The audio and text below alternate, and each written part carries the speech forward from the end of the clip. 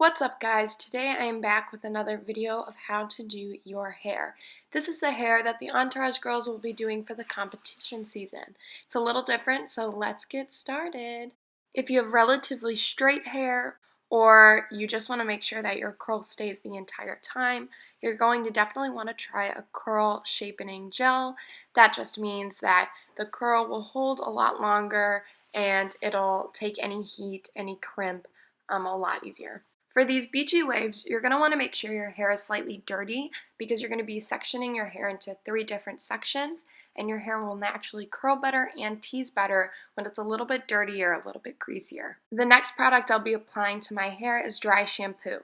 I personally think everyone in show choir should use dry shampoo. It just makes the whole teasing process a lot easier, and with the grease in your hair, it'll absorb some of it, so you'll still have that easiness of curling, but your hair won't have the effect that it's dirty or greasy. When applying dry shampoo, you can use a teasing comb or use the back to section off your hair to find the roots of your scalp and then apply dry shampoo there.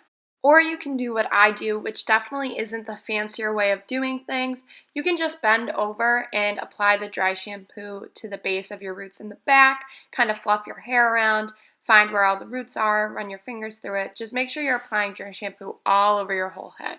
Obviously, this is a little less fancy, but it still works and it still gives you the volume you need.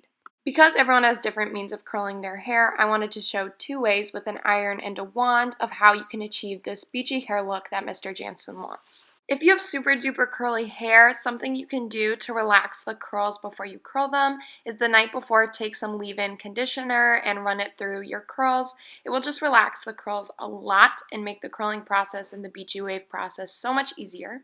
By doing this, you can apply a dime-sized amount, run it through your hair, and you should be good to go. If you have extremely curly hair, you may want to straighten your hair 2 nights before or a night before and then curl your hair. I have friends who do this and their curls turn out a lot more relaxed, but this is only if you have super curly hair. You're going to want to start off by turning on your curling iron, obviously, and then while that's getting ready, we can start the poof. If you learn anything from this tutorial, you cannot use a ponytail to do your poof. Bobby pins are going to be your best friend. Because of the hair transition in our show, you're going to want to use bobby pins. Got it? Use bobby pins. Don't use a ponytail for your poof. Use bobby pins. This poof is a little different. You're going to want to start the poof at the end of your eyebrows. That's where I kind of determine what's a good place to start. And the poof is more on the center of your head. The sides of your hair is going to go straight back into the ponytail. Next, for the poof, I'm going to be taking some of this dry shampoo and just applying it underneath by my roots, and I'm going to take my teasing comb and just go at it. I'm going in an up and down motion to create a tease, but however you tease your hair that works best for you, just make sure you get a poof. Mr. Jansen and I both agreed that my poof in this video was too small. You all know the standard size of poofs and how big they should be, but for the sake of this video, I just kept this clip in because I wanted to give you a good idea of how I do my poofs and how to do a poof with bobby pins in case you use ponytails. In this video, I'm using brunette bobby pins, but you're naturally going to want to use bobby pins that are the same shade as your hair for competition because due to the ponytail, you can see the bobby pins. After bobby pinning your hair down and just making sure it's nice and secure, shake your head around a few times, make sure the poof isn't going anywhere. Hairspray is going to be your best friend when making sure that your poof is nice and secure.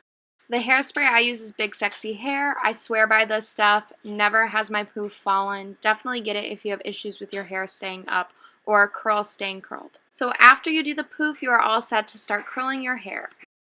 Hopefully by now we all have a good idea of how to curl our hair, but you're going to want to make sure that the pieces you're taking to curl your hair is bigger than what you would normally take. You're going to want these big barrel waves rather than tiny pin curls. Something that Mr. Jansen and I talked about is making sure that the ends of your hair aren't completely curled to achieve that beachy look. So here you can see I have about 1 inch of my hair, just the end, not touching the iron so it doesn't curl. Once you've curled your hair however you know how, then you're going to want to run your fingers through it, make sure it's nice and piecey, achieving that messy look. Before using any sort of hairbrush to loosen the curl, you're going to want to hairspray the curls so they keep some of their formation. Here I'm using a wand just to demonstrate that it is possible to curl your hair and get beachy waves using a wand. The only difference when curling your hair is that you're going to want to make sure to put all of the hair on the barrel, otherwise it will not curl the right way. As you can see, naturally my hair is already a lot looser from the wand.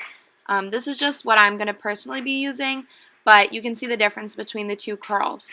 Now, as you can see, my hair looks a little crazy because I curled it two different ways. The way you're going to make them all look the same and all achieve the same type of beachy waves is by brushing out your hair using a hairbrush or even using that teasing comb you already used. I cannot express this enough, but your hair just depends on your hair type. Obviously, my hair works better with a wand than a barrel.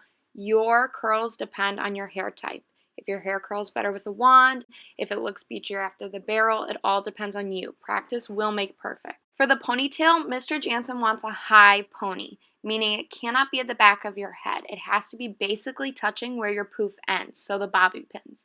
So you're going to want to bend over, pull all your hair as close as you can to the back of your poof, and then flip upwards, check in the mirror to make sure your ponytail is super high, and then you're going to want to tighten your ponytail as you know how to do.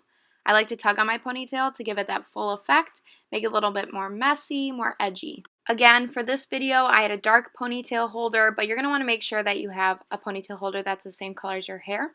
Here I'm using some dry shampoo and hairspray just to give my hair more volume, make it more edgy, more rugged. So yeah, that's basically it. This hairstyle is super awesome, super fun. It's going to look amazing on stage, but remember, if you have short hair or super curly hair or straight hair, you've got to practice it. I wanted to show how easy it is to take out the ponytail, and how your curls will naturally be so beachy and pretty, and how we can do this super easy in our change.